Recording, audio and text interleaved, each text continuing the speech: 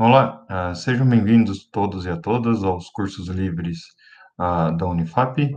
Nós estamos aqui para fazer um curso sobre economia, ou melhor dizendo, filosofia da economia, e pensar a economia como uma ciência distintiva, ou seja, diferente das outras. Meu nome é Bruno Islan Gonçalves dos Santos, eu sou doutor pela Universidade Federal de Santa Catarina e atualmente eu sou professor colaborador da Universidade Estadual do Centro-Oeste do Paraná, a Unicentro.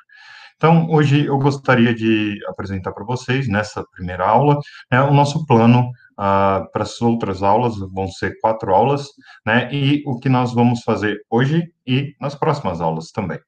Então, eu gostaria aqui de compartilhar com vocês uma apresentação de PowerPoint, para que vocês consigam seguir o que eu vou dizer, e também para ter as informações visuais sobre o que nós vamos tratar. Então, relembrando, isso é uma introdução à filosofia da economia, então já peço desculpas se as informações ficarem incompletas ou imprecisas, né, mas o nosso tempo é curto, né, e a filosofia da economia é algo bastante complexo que nós temos que abordar. Então, eu espero a todos a compreensão de vocês e que vocês aproveitem o curso. Então, o que nós vamos fazer nesse curso, né? Nosso curso é dividido em 4 módulos.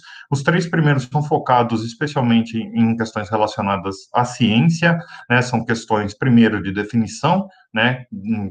Da economia como uma ciência separada das outras ciências sociais. Então, nós vamos ver hoje, né, duas formas de tentar separar a economia do restante das ciências, né? Nossa segunda aula envolve 3 problemas epistemológicos e ontológicos da economia como ciência, né? O primeiro problema é saber se a economia deve apenas ser uma ciência que revela os fatos econômicos, ou seja, estuda os fatos econômicos, ou se ela deve ser normativa também, né? Ou seja, ela também deve ter algum conteúdo normativo ligado à moralidade, né? Depois nós vamos ver também um problema epistemológico de saber em que me explica melhor um comportamento humano econômico, que são razões ou causas, né? E, por fim, se a economia tem que ter algum compromisso com o naturalismo científico-social, que isso quer dizer se ela tem que aceitar, por exemplo, observáveis e não observáveis, né? Para uma explicação do que ela deve fazer. O terceiro módulo é sobre as influências metodológicas científicas na economia, né? Nós vamos ver que alguns economistas defendem que a economia deveria aceitar métodos popperianos, né, de falsificacionismo. Alguns defendem que não, né, que nós devemos aceitar algo como o Thomas Kuhn e o Lakatos defenderam. Já o segundo ponto do nosso terceiro módulo é sobre o realismo na metodologia científica econômica. O que isso quer dizer é que como a gente deve enfrentar, por exemplo, coisas que parecem inobserváveis e que têm efeito causal nas explicações, principalmente das nossas atitudes econômicas. E, por fim, nesse terceiro módulo, a gente vai estudar o método experimental, ou seja, fazer experiências laboratoriais para explicar as ações humanas na economia. O método experimental, ele defende que nós devemos pensar a economia como contígua à ciência natural do comportamento, ou a neurociência, ou a neuropsicologia, né, e que isso ajudaria a nos informar sobre o comportamento humano. E, por fim, mas não menos importante, a gente vai ver aspectos éticos e morais da economia, principalmente aqueles ligados com bem-estar. Bem, mas o que nós vamos fazer hoje? Então, hoje nós vamos tentar caracterizar a ciência econômica, né, e ver o que distingue a ciência econômica de outras ciências. Depois a gente vai ver que há uma proposta já desde Hume e Adam Smith sobre como caracterizar a economia, ou o que a economia faz, né? E nós vamos ver o problema da caracterização, principalmente de Adam Smith. Depois nós passamos a 2 formas mais gerais de caracterizar a economia como uma ciência distinta das outras ciências sociais. A primeira é especificar algum conjunto de fatores causais, ou seja, aquilo que causa certos comportamentos humanos em relação a bens, a trocas, esse tipo de coisa. E a segunda é uma gama de fenômenos, que é como produção, distribuição, consumo e assim sucessivamente, né? A gente vai se focar mais em A, né, no conjunto de fatores causais, do que em B, na gama de fenômenos. Por quê? Porque o conjunto de fatores causais, eles foram muito mais bem desenvolvidos pelos filósofos da economia e pelos economistas, diga-se de passagem, do que a gama de fenômenos, já que a gama de fenômenos, apesar de imprecisa, é mais clara do que a gama de fatores causais. Então, quando a gente for estudar a gama de fatores causais que caracteriza, né, a economia, nós vamos ver três visões, né, aqui não são as únicas três que existem, né, mas eu me restringi às três por causa do nosso espaço, né, são três visões, a visão do próprio John Stuart Mill, né, lembre-se que o John Stuart Mill era um filósofo bem dinâmico, ele discutiu várias coisas, inclusive economia, né, mas ele é muito mais conhecido pelas obras em moral e filosofia política, né. Depois a gente vai ver a visão preferencialista, e, por fim, a visão da racionalidade. E nesse módulo eu quero deixar uma pergunta para vocês lá no final de como caracterizar a economia como uma ciência distintiva das outras, né? Então vamos começar colocando o problema, que já está aí para vocês, né? Então, em filosofia da ciência, geralmente a gente está preocupado, pelo menos em parte, né, em como caracterizar certas ciências, né? A gente tem uma pergunta muito mais geral e abstrata sobre o que é a ciência, né? Nós temos lá as discussões do Popper, por exemplo, né, em como demarcar a ciência da não ciência, né, e aqui a gente está preocupado em especial em como demarcar a economia das outras ciências sociais, né? Porque a economia ela é tomada como uma ciência social ou social aplicada, ou seja, uma ciência que estuda fatos sociais. Mas será realmente isso? Será que ela estuda fatos sociais? Sobre isso, né, sobre o que são fatos sociais, eu aconselho a leitura do John Searle e da Thomason. No final do módulo, eu apresento alguma referência bibliográfica sobre ontologia social. Tudo bem? Isso é um problema ontológico, né, de saber se há fatos sociais. Mas nós vamos supor que há fatos sociais para fins argumentativos, né? Então, o que define, né, os domínios dos fatos que a economia estuda, né? Então, esse é um problema. O que define o domínio desses fatos, né? Então, o que distingue a economia, no final das contas, das outras ciências que estudam os fatos sociais? Por exemplo, das ciências sociais, da sociologia, da antropologia e assim sucessivamente.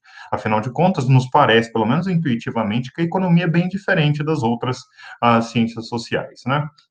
Então, o que a separa das outras? Esse é o nosso problema central hoje, né? Nessa aula, é esse o nosso problema central. Então, a gente vai buscar lá atrás, na história da filosofia, barra história da economia, né, o que era usado para caracterizar a economia, né? Então, o Hume e o Adam Smith, né, tinham uma visão de que a economia é o estudo das relações e consequências de ações, né? Então, eles definiam que existiam certas leis, né, a serem descobertas e que regem, né, um complexo conjunto de interações que produzem e distribuem bens de consumo e recursos e ferramentas que os produzem. Ou seja, as nossas interações, elas não são interações erráticas, muito menos interações não propositais, né? Ou seja, nós temos certas ações no mundo que funcionam dado certas regras, segundo Adam Smith e Hume, e que a gente poderia descobrir isso ao estudar o comportamento humano econômico, né? Ou seja, o comportamento humano relacionado a trocas, a produções de bens e assim sucessivamente, né? Então, dessa forma, né, a economia ela seria a ciência que busca descobrir e estudar as leis do nosso comportamento em relação ao consumo, à produção, à troca e à distribuição de bens, hoje em dia, preferencialmente com uma ideia de mercado de fundo, né? Mas como que a gente deveria entender essas interações? Porque interações nós temos todo dia, né? E com várias pessoas. E provavelmente elas são de maneiras distintas, naturezas distintas, né? Segundo o Smith, né, a economia ela possui um objetivo distintivo das outras ciências sociais, né? Então a economia estuda um objeto social, qual seja, as consequências não intencionais de ações intencionadas pelos indivíduos e suas relações. O que o Adam Smith quer dizer aqui é que você pode ter até a intenção de comprar um produto, só que você não tem a intenção, por exemplo, que esse produto suba de preço, né? Então, essa é uma consequência não intencional de uma ação intencional sua. Então, como a gente explica, por exemplo, a consequência não intencional da subida de preços de um produto, dado o consumo intencional deste produto? Então, é isso que a economia estudaria, né? Essas interações intencionadas, né? Ou seja, que nós temos a intenção de fazer, mas que produzem consequências não intencionadas. E isso é um problema que nós deveríamos tentar responder. Então, resumindo, a ideia é que há leis por trás desse tipo de comportamento, né? E desse tipo de consequências não intencionadas. Tanto Adam Smith quanto Hume acreditavam que essas leis poderiam ser descobertas, lidas, né? E poderiam ser usadas depois para prever e planejar a própria economia. Então, era esse tipo de ideia que Adam Smith e Hume, David Hume tinham. Né? Adam Smith, principalmente no livro As Riquezas das Nações, desenvolve esse tipo de ideia. Então, qual que é o problema dessa caracterização inicial oferecida, né, pelo Adam Smith e pelo Hume? O problema é que, muito provavelmente, né, as nossas ações, elas possuem resultados não intencionais. Todas elas, certo? Não é só a ação de comprar um bem, né? Mas a ação de falar algo para alguém, né? De tratar uma pessoa de certa maneira e não de outra. A ação, provavelmente, de jogar lixo na rua. Todas elas têm resultados não intencionados. Né? E isso não parece ser parte da economia, né? Como tratar uma pessoa faz parte da economia. Isso não faz parte da economia. No exemplo que eu acabei de dar anteriormente sobre a compra de um produto, eu já pressupus certo tipo de comportamento, mas só pela definição do Adam Smith, e me permitam voltar aqui um pouco, né? Só pela definição do Adam Smith, a gente não consegue isolar, né, um conjunto de interações específicas, né, que vão gerar certas consequências não intencionadas.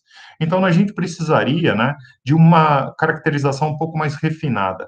Reparem, aqui é uma caracterização e não uma definição da ciência econômica em termos de condição necessária e suficiente, né? Isso seria uma definição ideal e a melhor definição possível, mas é muito difícil de oferecer esse tipo de definição. Então, se todas as nossas interações elas possuem esses resultados não intencionais, né, essas consequências não intencionais, então como que a gente pode refinar a nossa caracterização de economia, né, para dizer assim, olha, a economia estuda este tipo de interação aqui, que tem resultados não intencionais e não qualquer outro.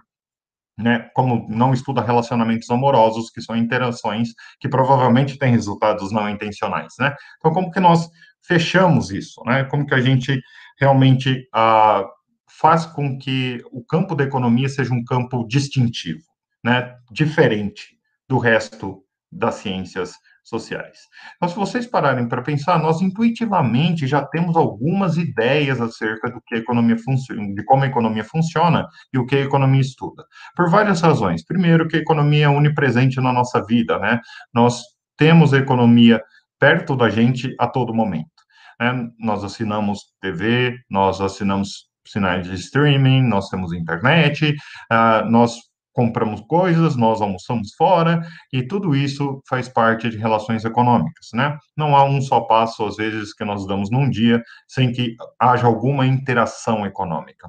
Mas isso, a nível intuitivo, é um tanto quanto vago, né? O que são interações econômicas, né? Ou, melhor dizendo, como que a gente traça, né, uma linha que separa a economia enquanto ciência social aplicada das outras ciências sociais, como a sociologia, por exemplo.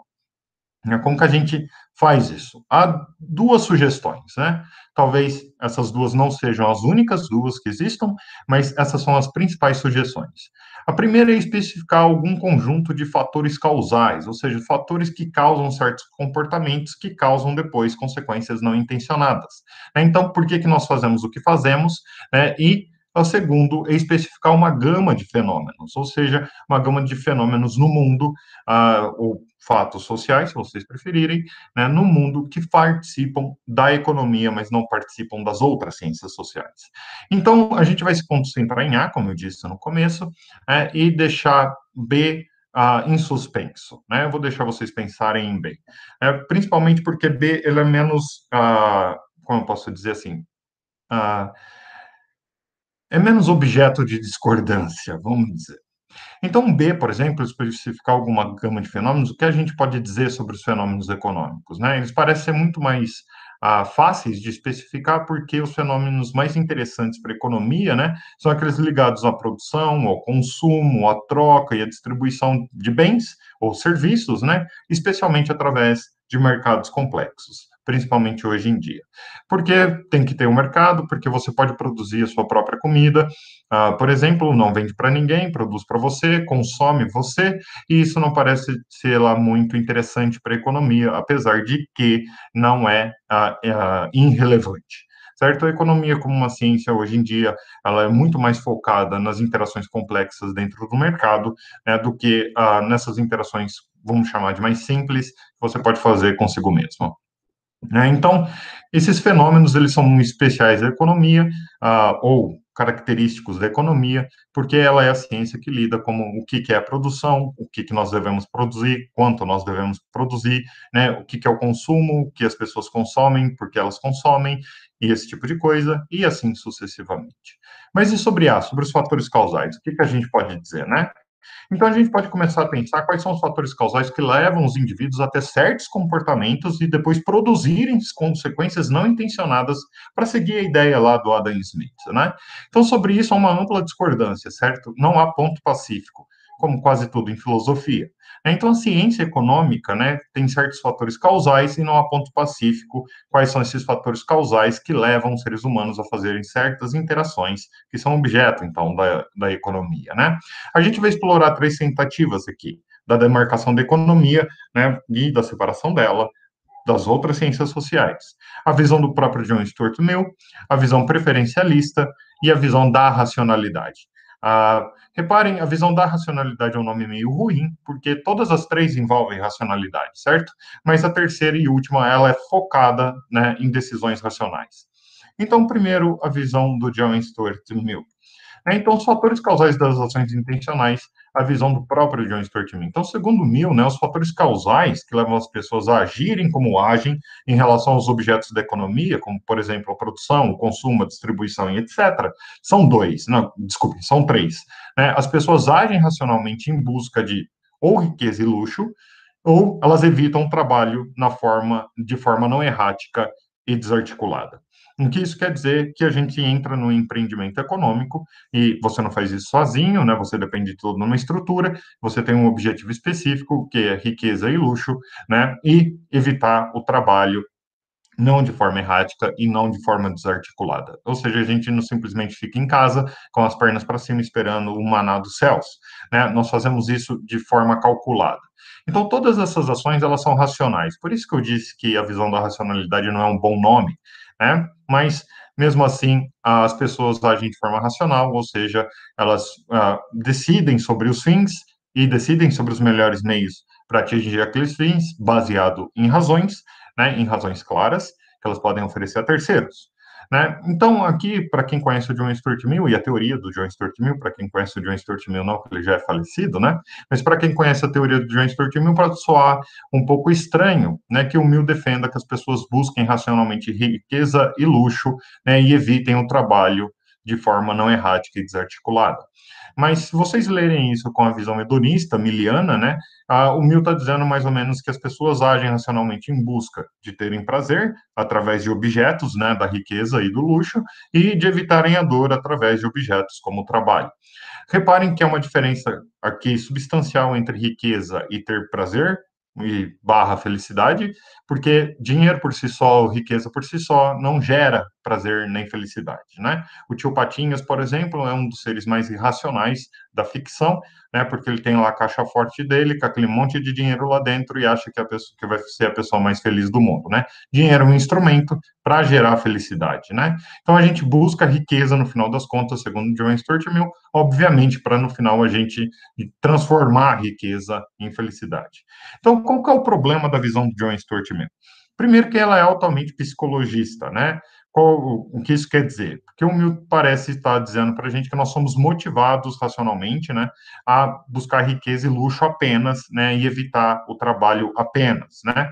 Então, é duvidoso que a gente haja, né, no mercado ou com os objetos da economia, como a produção, o consumo e a distribuição e etc., apenas baseado na busca de riqueza e de evitar o trabalho. A gente pode buscar várias outras coisas, né? Que não só a riqueza e evitar o trabalho. Na verdade, muitas pessoas procuram realizações, por exemplo, elas procuram se realizar através do trabalho. Então, elas não querem evitar o trabalho, elas querem se realizar enquanto seres humanos trabalhando, fazendo aquilo que elas gostam, né?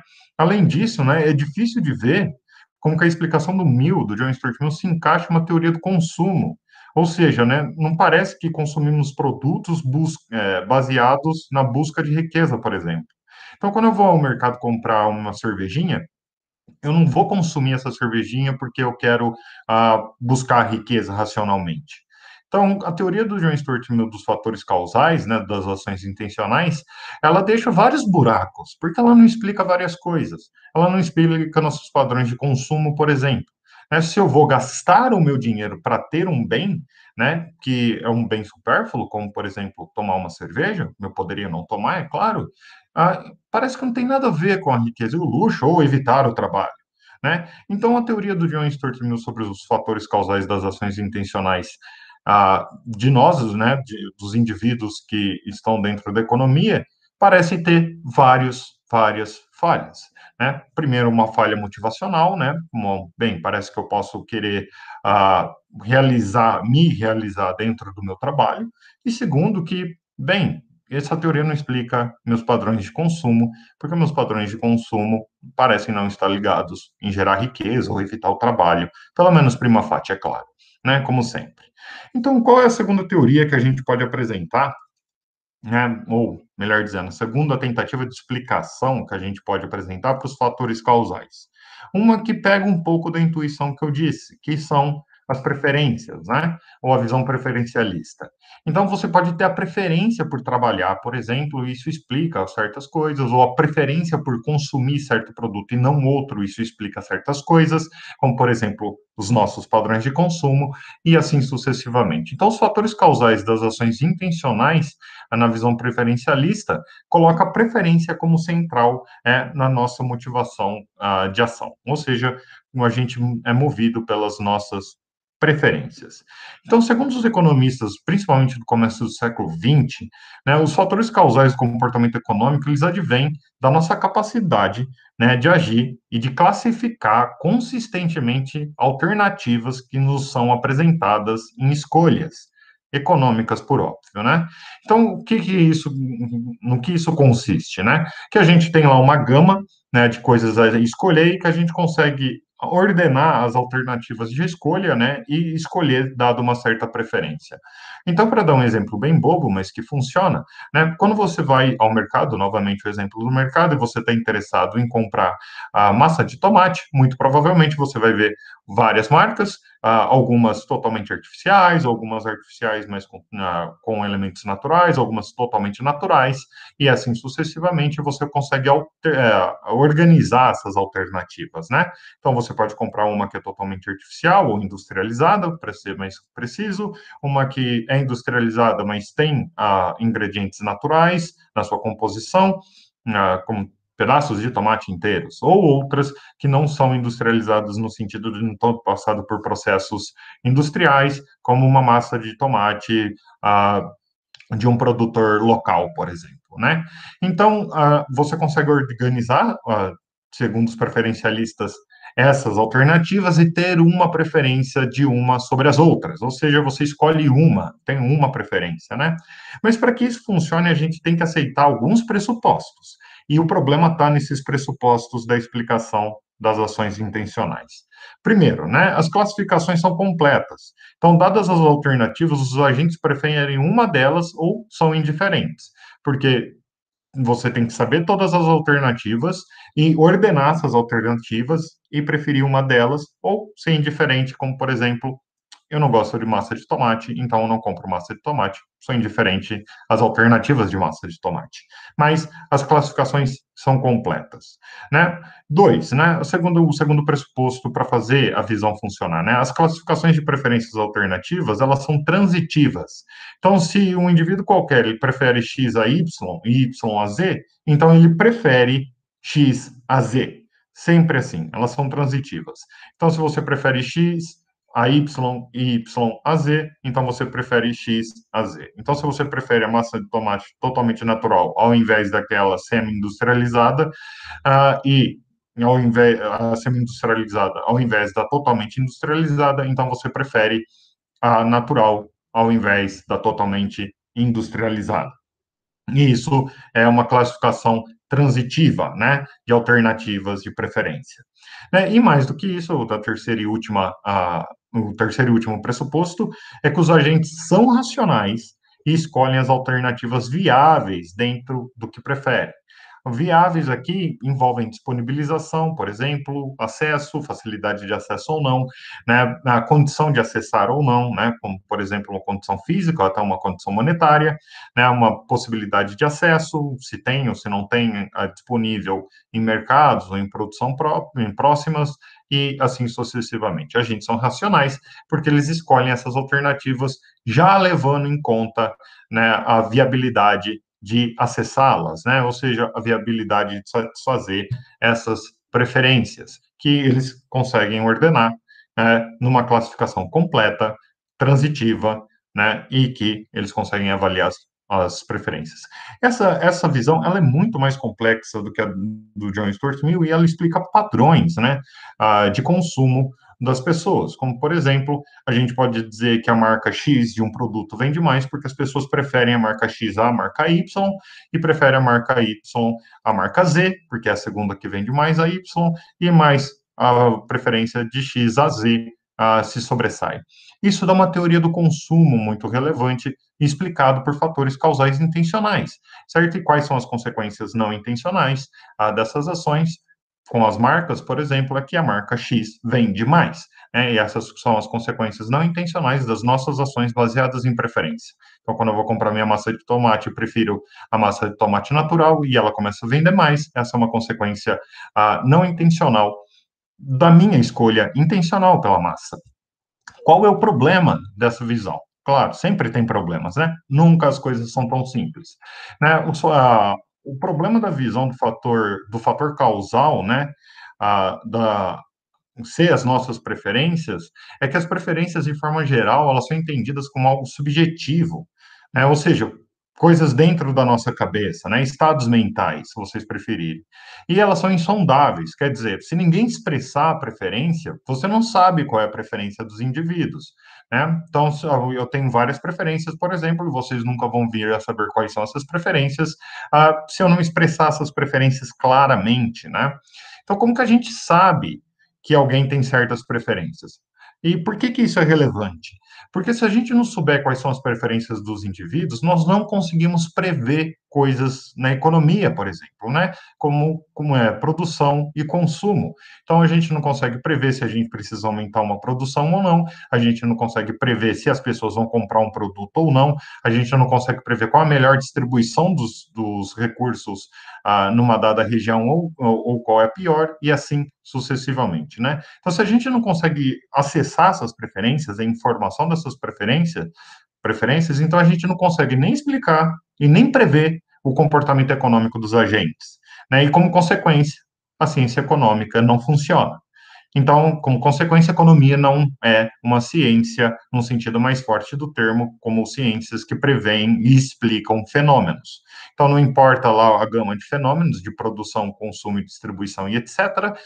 Se a gente não conseguir explicar o que é uma preferência, a gente não consegue explicar padrões de consumo, a gente não consegue explicar padrões de produção, nem o que eles deveriam fazer, ou seja, nem prever se o produto vai aumentar de preço, se vai diminuir de preço, se a produção vai aumentar ou diminuir. Isso é um grande problema. Por quê? Porque a gente detonaria a economia como ciência, se a gente não conseguir explicar o elemento preferencialista, né? Então, dadas essas dificuldades, né, muitos economistas e filósofos proporam uma visão da racionalidade, né? A gente pode argumentar que as ações intencionais em escolhas econômicas, elas são geradas por nossos motivos e preferências específicas, ou em outros termos, que agimos baseados em razões, né?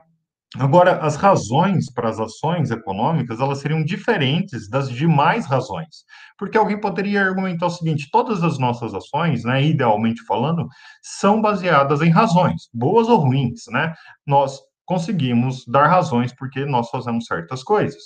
Nós conseguimos dar razões porque nós entramos em relacionamentos amorosos, nós conseguimos dar razões porque nós nos exercitamos todos os dias, né? Então, do que difere essa visão da racionalidade de qualquer outra ação humana que é motivada por razões, né?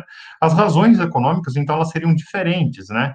Porque, por quê? Porque ela é caracterizada, pelo menos em parte, né, como que a ciência que estuda tais razões e o que a diferencia das outras razões. Então, o que isso quer dizer? Que as razões da economia, elas são diferentes, porque elas têm provavelmente objetos diferentes e que induzem comportamentos diferenciados daquelas outras, de outras ciências sociais.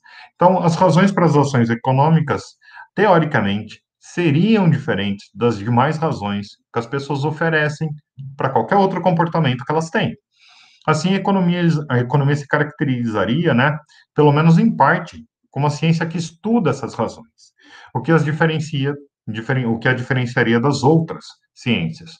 Alguém poderia perguntar, mas por que essas razões são diferentes? Muito provavelmente a linha argumentativa nos levaria a dizer que essas razões são dadas baseadas naquela gama de fenômenos que nós vimos anteriormente. E aqui uma observação, a gente vai ver muito mais sobre esse ponto, sobre a racionalidade e as escolhas racionais em algumas aulas subsequentes, certo? Então, qual o problema, né, de pensar nas razões? É difícil primeiro aceitar que há razões especiais econômicas, né, como se elas fossem uma espécie de racionalidade separada, né? Mas, por outro lado, é intuitivo que as pessoas fazem escolhas, de certa maneira, em economia, diferente de como elas fazem certas escolhas no resto da vida delas. Então, por exemplo, nós vamos ao mercado e queremos economizar dinheiro, mas quando nós entramos em relacionamentos afetivos, por exemplo, isso não nos passa pela cabeça, né? Nós tomamos a decisão de entrar no relacionamento sem pensar em termos econômicos, ou seja, de consumo, de troca, de produção e esse tipo de coisa. Então a gente sempre está a gente sempre está nessa balança, né? Para que lado nós pendemos? As razões intuitivamente, né, parecem ser diferentes, mas objetivamente falando, enquanto a gente tentar definir elas, nós podemos incorrer em algum problema de circularidade. Então, para finalizar essa nossa aula, né, de introdução sobre o que é economia, o que faz dela ser distintiva das outras ciências, eu gostaria de deixar uma pergunta para vocês, né? A economia, então, não poderia ser caracterizada como um estudo dos fenômenos decorrentes da racionalidade, né, associado a um desejo de riqueza e de quantidades maiores de bens e serviços? Porque, se for assim, fica muito mais claro, né? A gente tem uma racionalidade voltada, né, ou melhor dizendo, associada a certos desejos e preferências de riqueza e quantidades de bens e serviços maiores. Então, repara que isso é quase uma união das três visões que eu apresentei aqui sobre fatores causais intencionais que dão consequências não intencionais. Então, uma pequena revisão do que nós fizemos aqui, nós vimos que a ciência pode ser caracterizada como estudo das leis, né, das consequências não intencionais de ações intencionais, e que a gente pode configurar de duas formas a ciência econômica, uma através de fatores causais de ações intencionais, que dão consequências não intencionais, e outra através dos objetos. As definições através de objetos, elas são menos disputadas do que as definições, ou melhor dizendo, as caracterizações através de fatores causais das ações intencionais. Nós vimos três visões acerca das ações intencionais, né? Uma do John Stuart Mill, que dizia que nós agimos racionalmente para buscar riqueza e o luxo e evitar o trabalho, mas não de forma desarticulada e desorganizada. A segunda é que nós agimos baseados nas nossas preferências, que nós somos capazes de ordená-las, que elas são transitivas, e que nós conseguimos fazer avaliações de disponibilidade, né, para satisfazer essas preferências. E a terceira e última, que nós agimos baseados em razões, que essas razões são específicas, voltadas a fenômenos econômicos, né, aos objetos econômicos, como a produção, o consumo, a distribuição e a troca, e etc., né, e que talvez as três sejam unidas nessa pergunta. Então, o que vocês acham? Nós podemos unir essas três visões? Então, está aqui a pergunta para vocês. Pensem sobre isso. Será que a economia é uma ciência separada das outras, porque ela estuda os fenômenos decorrentes da nossa racionalidade, associada a desejos ou preferências, se vocês preferirem, de riqueza, de quantidades maiores de bens e serviços? Bem, essa é uma pergunta muito boa. Então, aqui há algumas recomendações de leitura, né? Para quem estiver interessado em saber o que são fatos sociais, né, e o que as ciências sociais estudam, então, né, eu recomendo o artigo da Thomasson, da Emin Thomasson, Fundamentos para uma Ontologia Social, está disponível na internet, no site Crítica na Rede, no endereço aqui, criticanarede.com/ontologiasocial.html, e sobre os fatores causais, o sistema de lógica do John Stuart Mill, né, um livro organizado entre os organizadores do Amartya Sen, chama Mercados, Dinheiro e Capital, e um terceiro artigo, que é do David Hausman, que chama Preferências, Valores, Escolhas e Bem-Estar. Certo? Infelizmente, há muita pouca literatura em português sobre filosofia da economia. Bem, é isso então. Eu espero que vocês tenham aprendido algo de interessante nessa aula e nós nos vemos na próxima aula. Até mais!